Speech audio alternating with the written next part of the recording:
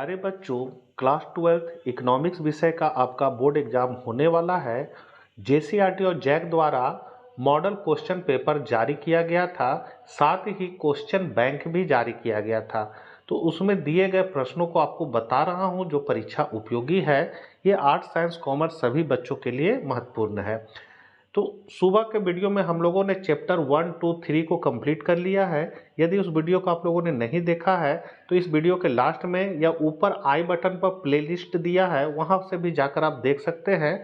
इस वीडियो में हम लोग व्यष्टि अर्थशास्त्र के चैप्टर 4, 5 और 6 को पढ़ेंगे। ऑब्जेक्टिव और अति लघुत्तरीय प्रश्नों को देखेंगे जो इस बार के परीक्षा के लिए उपयोगी है।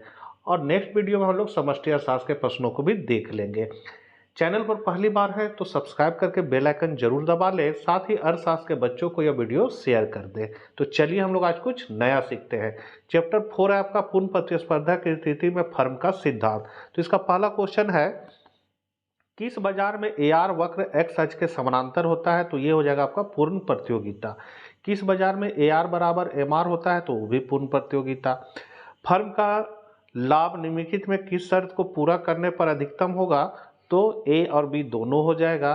फर्म के संतुलन की प्रथम शर्त है तो एम आर बराबर एम सी। सम विच्छेद बिंदु तब उत्पन्न होता है जब टी आर बराबर टी सी होता है। पूर्ति निम्नलिखित में किससे जुड़ी होती है? तो कीमत से। वस्तु की पूर्ति के निर्धारक घटक कौन है? तो उपर्युक्त सभी। पूर्ति के नियम को निम्नलिखित में कौन सा फलन प्रदर्शित करता है? तो एक्स बराबर फंक्शन ऑफ पी। अन्य बातें समान रहे तो वस्तु की कीमत और पूर्ति की मात्रा में धनात्मक संबंध को क्या कहा जाता है? तो पूर्ति का नियम। पूर्ति अपने लिए मांग स्वयं ही उत्पन्न कर ली, यह कथन किसका है? तो प्रोफेसर जेबी से का। जब कीमत में थोड़ा सा परिवर्तन होने पर पूर्ति में ज्यादा वृद्धि हो जाए तो पूर्ति का स्वरूप निम्नलिखित में कौन सा होगा? तो लोचदार हो जाएगा। जब किसी वस्तु की पूर्ति में अनुपातिक परिवर्तन उसकी कीमत में होने वाले अनुपातिक परिवर्तन से अधिक होता है तो पूर्ति की लोच होगी इकाई से अधिक।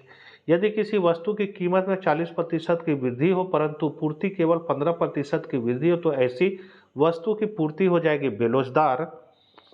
निम्नलिखित चित्र प्रदर्शित करता है तो ये आपका प्रदर्शित करता है पूंछदार लोचदार पूर्ति की। फिर निम्नलिखित चित्र प्रदर्शित करता है तो ये प्रदर्शित करता है वाई अक्ष के समानांतर है तो ये प्रदर्शित करता है आपका पूर्णतया बेलोचदार पूर्ति की। किस प्रकार के बाजार में एक फर्म कीमत स्वीकारक होती है? तो पूर्ण प्रतियोगिता। यदि एक फर्म का मांग वक्र सरल रेखा हो तो ए हो जाएगा फर्म प्रचलित कीमत पर कितनी भी मात्रा बेच सकती है। जिस बाजार में स्वतंत्र प्रवेश तथा बहिर्गमन हो उसका नाम है पूर्ण प्रतियोगिता का बाजार। पूर्ण प्रतियोगिता में क्या स्थिर रहता है? तो एआर तथा एमआर दोनों। पूर्ण प्रतियोगिता बाजार की निम्नलिखित में कौन सी विशेषता है? तो क्रेता और विक्रेताओं की संख्या अधिक होती है, वस्तु समरूप इकाई की होती है और बाजार दशाओं का पूर्ण ज्ञान होता है, सभी होता है, इसलिए डी हो जाएगा। अति लघु उत्तरीय प्रश्न है, पूर्ण प्रतियोगिता बाजार में एआर तथा एमआर में क्या संबंध होता है? तो ये एआर और एमआर जो होते हैं पूर्ण प्रतियोगिता में क्या होते हैं? बराबर होते हैं। ये इस चित्र में आप देख सकते हैं एआर और एमआर जो है ये रेखा है और इसी को हम लोग प्राइस का रेखा, इसी को मांग का रेखा भी कहते हैं। अगला क्वेश्चन है आपका, पूर्ण प्रतियोगिता में एआर वक्र एक्स अक्ष के समानांतर क्यों होता है? जैसा कि आप चित्र में देख रहे हैं ये एक्स अक्ष है और ये एआर इसके समानांतर जा रहा है, तो ये ऐसा काहे होता है? तो इसका है कि पूर्ण प्रतियोगिता में प्रत्येक फर्म के लिए कीमत दी हुई होती है, अपनी इच्छा से फर्म कीमत में परिवर्तन नहीं कर सकता है, अतः उत्पादन के प्रत्येक स्तर पर कीमत समान रहती है। अतः पूर्ण प्रतियोगिता के अंतर्गत फर्म का मांग वक्र ओ एक्स अक्ष के समानांतर होता है। अगला है कीमत रेखा क्या है? तो कीमत रेखा एक फर्म के मांग वक्र को दर्शाती है, वह बाजार कीमत तथा एक फर्म के उत्पादन मात्रा के बीच संबंध को दर्शाती है। अगला है पूर्ति क्या है? तो पूर्ति से अभिप्राय एक वस्तु की उन विभिन्न मात्राओं से है जो एक बाजार में एक निश्चित समय पर उत्पादक विभिन्न कीमतों पर बेचने के लिए तैयार है। अगला है पूर्ति के विस्तार से क्या समझते हैं? तो पूर्ति के विस्तार से अभिप्राय किसी वस्तु की कीमत के बढ़ने के फलस्वरूप उसकी पूर्ति में होने वाली वृद्धि से है।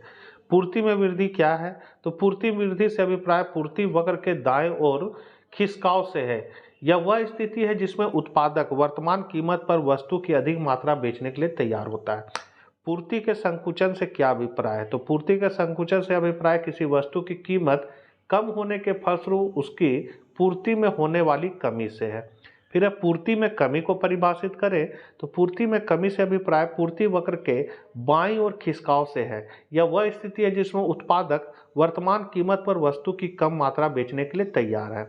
अगला है एक वस्तु की पूर्ति कब लोचदार कहलाती है, तो जब पूर्ति की मात्रा में प्रतिशत परिवर्तन कीमत में प्रतिशत परिवर्तन से अधिक होता है।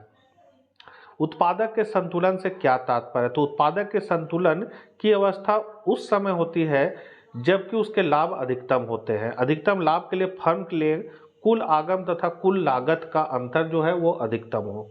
उत्पादक कौन है, तो उत्पादक एक आर्थिक एजेंट है जो उत्पत्ति के साधनों को एकत्रित करके अधिकतम लाभ अर्जित करने के उद्देश्य से वस्तुओं का उत्पादन करता है। अगला है संतुलन कीमत क्या है, तो संतुलन कीमत वह कीमत है जिस पर मांग तथा पूर्ति एक दूसरे के बराबर होते हैं। इस कीमत पर परिवर्तन के लिए कोई प्रेरक तत्व नहीं होता। फिर है एक कीमत स्वीकारक फर्म की बाजार कीमत और औसत संप्राप्ति में क्या संबंध है, तो एक कीमत स्वीकारक फर्म की औसत संप्राप्ति बाजार कीमत के बराबर होती है। इकाई के बराबर पूर्ति लोच प्रकट करने वाले पूर्ति वक्र बनाए, तो ये है इकाई के लोच के बराबर पूर्ति वक्र जो अक्ष से ऊपर की ओर जाती है दाहिनी ओर। पूर्ति की लोच का सूत्र लिखे, तो पूर्ति का लोच का सूत्र है पूर्ति में अनुपातिक परिवर्तन बट्टा कीमत में अनुपातिक परिवर्तन। या फिर आप इसको इस तरह भी लिख सकते हैं ई एस बराबर डेल्टा क्यू बट्टा डेल्टा एस बट्टा एस, इस तरह भी आप लिख सकते हैं। अगला है पांचवा चैप्टर बाजार संतुलन, तो इसमें ऑब्जेक्टिव क्वेश्चन है किसी वस्तु का मूल्य निर्धारित होता है तो मांग पूर्ति द्वारा, बाजार मूल्य पाया जाता है तो अल्पकालीन बाजार में। निम्नलिखित में से किसने कहा था कि किसी वस्तु की कीमत मांग और पूर्ति की शक्तियों द्वारा निर्धारित होती है, तो ये मार्शल का कथन है। संतुलन कीमत के निर्धारक घटक निम्नलिखित में कौन से हैं, तो वस्तु की मांग और वस्तु की पूर्ति, दोनों है, सी हो जाएगा। कीमत उस बिंदु पर निर्धारित होता है जहां पर वस्तु की मांग और पूर्ति बराबर हो। निम्नलिखित में से किसने कीमत निर्धारण प्रक्रिया में समय तत्व का विचार प्रस्तुत किया, तो मार्शल। संतुलन की स्थिति में होता है तो ए हो जाएगा विक्रय की कुल मात्रा खरीदी जाने वाली मात्रा के बराबर होती है, बाजार पूर्ति बाजार मांग के बराबर होती है और ना ही फर्म ना ही उपभोक्ता विचलित होना चाहते। ये सभी कारण है, उपरोक्त सभी हो जाएगा। एक पूर्ण प्रतियोगी बाजार में यदि फर्म बाजार में निर्बाध प्रवेश तथा बहिर्गमन कर सकती है तो संतुलन कीमत सदैव होती है, तो फर्मों के न्यूनतम औसत लागत के बराबर होगी। यदि किसी कीमत पर बाजार पूर्ति बाजार मांग से अधिक हो तो उस कीमत पर बाजार में क्या होगा, तो अधिपूर्ति होगी। पूर्ति वक्र अपरिवर्तित रहने पर जब मांग वक्र दाईं ओर शिफ्ट होती है तो फर्मों की संख्या स्थिर रहने पर संतुलन मात्रा में वृद्धि होती है तथा संतुलन कीमत में होगी वृद्धि। अति लघु उत्तरीय प्रश्न है संतुलन को परिभाषित करें, तो वह स्थिति जिसमें परिवर्तन की कोई प्रवृत्ति नहीं पाई जाती है बाजार उस स्थिति में संतुलन में माना जाता है जब बाजार मांग और बाजार पूर्ति बराबर होती है। फिर है बाजार कीमत किसे कहते हैं, तो वह कीमत जो बाजार में निश्चित समय पर पाई जाती है। बाजार कीमत समान कीमत के ऊपर नीचे घूमती रहती है। कीमत निर्धारण करने वाली शक्तियां लिखे, तो मांग शक्ति और पूर्ति शक्ति। किन किन विधियों द्वारा सरकार बाजार कीमत पर नियंत्रण रख सकती है, तो कीमत नियंत्रण तथा राशनिंग और दूसरा न्यूनतम कीमत निर्धारण। भारत सरकार प्रत्येक वर्ष किन वस्तुओं की कीमत निर्धारित करती है, तो भारत सरकार प्रत्येक वर्ष अनेक कृषि वस्तुओं की न्यूनतम कीमत निर्धारित करती है। बाजार में आधिक्य की स्थिति कब उत्पन्न होती है, तो बाजार में आधिक्य की स्थिति तब उत्पन्न होती है जबकि सरकार द्वारा निर्धारित न्यूनतम कीमत समान कीमत से अधिक होती है। फिर है राशनिंग से क्या अभिप्राय है, तो राशनिंग से अभिप्राय है कि एक निश्चित अवधि में एक वस्तु की अधिकतम मात्रा खरीदने पर सीमा लगाना, मतलब सीमा शुल्क लगाना। कालाबाजारी का क्या अर्थ है, तो कालाबाजारी किसी आकस्मिक स्थिति के चलते वस्तु विशेष की कमी आ रही हो, उसका लाभ उठाते हुए वस्तुओं को ऊंचे दामों पर बेचकर अनुचित लाभ कमाने की प्रक्रिया कालाबाजारी कहलाती है। छठा चैप्टर है प्रतिस्पर्धा रहित बाजार, तो अपूर्ण प्रतियोगिता में क्या होगा, तो सीमांत आगम वक्र औसत आगम वक्र से अधिक तेजी से गिरता है। एकाधिकारी मूल्य विभेद की महत्वपूर्ण शर्त क्या है, तो बाजार का पृथक होना, क्रय शक्ति में भिन्नता और मांग की लोच में भिन्नता, ये सभी उपयुक्त सभी हो जाएगा। यहाँ पर आपका एकाधिकारी है, मतलब मोनोपोलिस्टिक। एकाधिकार अलग बाजार है, एकाधिकारी अलग बाजार होता है। अगला है अपूर्ण प्रतियोगिता में कीमत कम होने पर बिक्री पर कैसा प्रभाव पड़ेगा, तो बिक्री अधिक हो जाता है। प्रतिस्पर्धा रहित बाजार में मांग वक्र होता है तो औसत आगम वक्र होता है। किस बाजार में वस्तु विभेद पाया जाता है, तो एकाधिकार में पाया जाता है, एकाधिकार प्रतियोगिता में। एकाधिकार की विशेषता है तो एक विक्रेता तथा अधिक क्रेता। निम्नलिखित में कौन सी विशेषता एकाधिकारी प्रतियोगिता बाजार से संबंधित है, तो वस्तु विभेद। एकाधिकार की निम्न में से कौन सी विशेषता नहीं है, तो विक्रय लागतें। निकट प्रतिस्थापन वस्तु किस प्रकार की बाजार में पाई जाती है, तो एकाधिकारी प्रतियोगिता। जिस बाजार संरचना में केवल एक विक्रेता उसे कहा जाता है एकाधिकार।